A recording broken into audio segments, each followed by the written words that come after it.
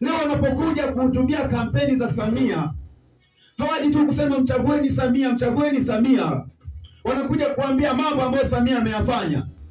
Wakwambia Samia amejenga reli, ameleta umeme, ameleta maji. Basi watu unashawishika, kama ameleta maji, ameweka na umeme.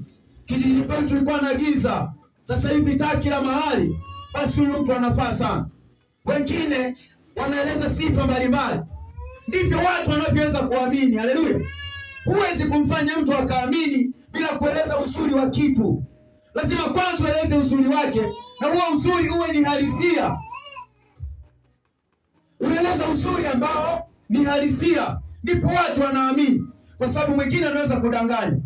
Leo tukisema Samia ameleta maji hapa Matundas, basi watu wa Matundas wanaanza kuangalia, je, ni kweli kuna maji? Wanapokuta yako tu maji labda kwenye visima vya watu binafsi, hatuna maji ya serikali, basi wanasema watu ni waongo, hawezi kumwamini. Wakisema ameleta umeme, basi tunaangalia ni kweli kuna umeme. Tukuta umeme upo, basi tunajua ni kweli amefanyaje, ameleta umeme, tunamwamini. Ndivyo ilivyo katika Kristo Yesu.